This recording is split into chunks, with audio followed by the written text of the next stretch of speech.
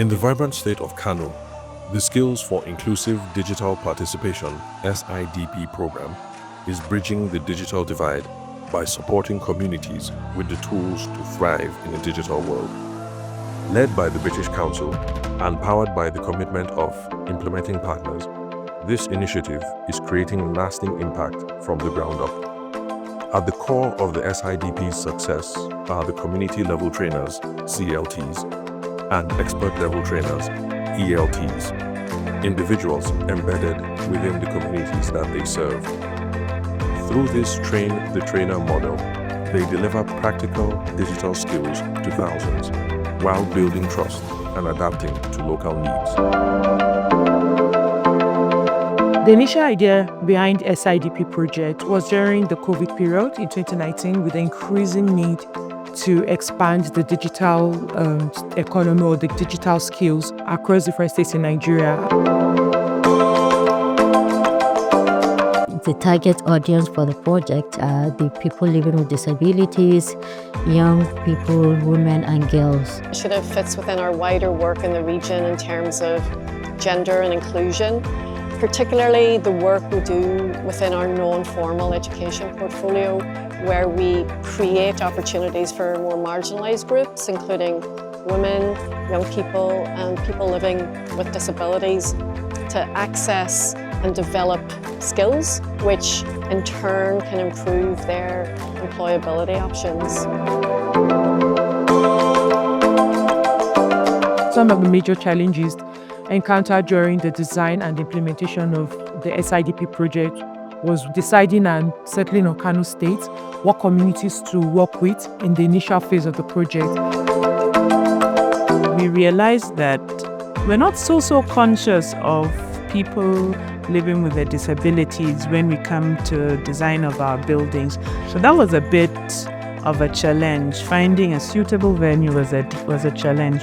I would say one of the key challenges was that there was a varying level of digital skills knowledge among the community level trainers. So where you had some who had some level, maybe basic level of digital skills, we had people who had none. Some of the challenges encountered include change in government. We have initially built a relationship with the government of Kano State when we came on board, but then midway during implementation, there was a change in government and we had to start building another relationship. Some of the strategies we identified were working with local partners and then community level trainers, and not only that, we worked with institutions and community-based organizations to disseminate the SIDP toolkit. The programme is fully funded by the Foreign Commonwealth and Development Office as part of the UK Government's Digital Access Programme, and the British Council is the main implementing partner. And working closely with local implementing partners, government agencies and community level trainers, the programme is able to reach the right target audience, especially marginalised members of the communities in those hard to reach locations. With this, we expect these organizations and higher institutions to continue to deliver the SIDP project to their members.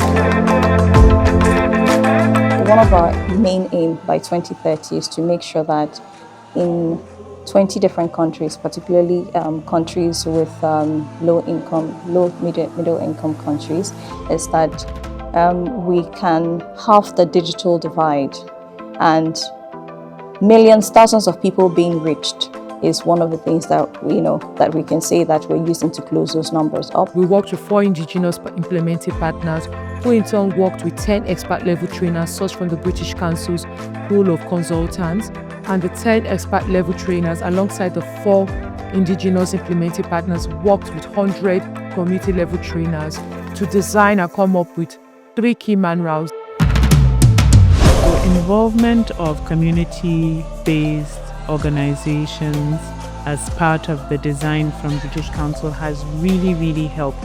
Currently, as we speak right now, there's a community-based organization in one of the rural areas that we implemented in, that we've actually partnered with to train an additional 3,700 participants. I think that the COP, the community of practice, has been a game changer. When you look at from phase 1 to phase 4, it has really impacted both on the community level trainers, and it has enhanced the work of the expert level trainers. We can see, tremendous growth in them. One of such is Hamza, who is one of our star trainers. I've seen how he has carried along his fellow people living with disabilities, and is actively advocating for them to really see the benefits of digital skills and also entrepreneurship.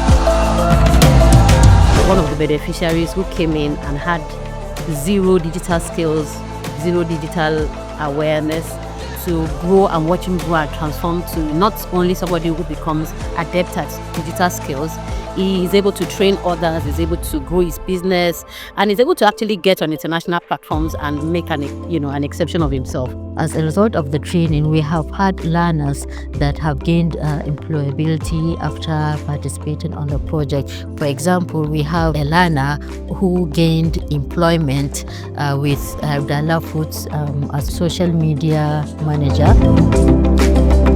The British Council's role consistently across countries and in Nigeria has always been to build trust and create educational opportunities. And with the SIDP project, this was achieved. Just a set of free training manuals that can be used by training organisations, CSOs, and these are available for download from our website. And these manuals cover different levels of digital proficiency, from basic to intermediate to advanced levels for economic opportunities. I'd recommend further partnerships and collaboration so that more people can benefit from this project, because it is indeed a very beneficial one.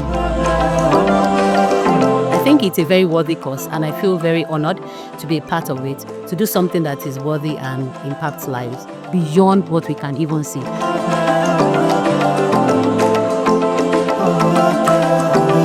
Since its launch in 2021, over 6,000 people have been trained in basic digital literacy, with more than 20,000 gaining intermediate skills that open doors to new economic opportunities.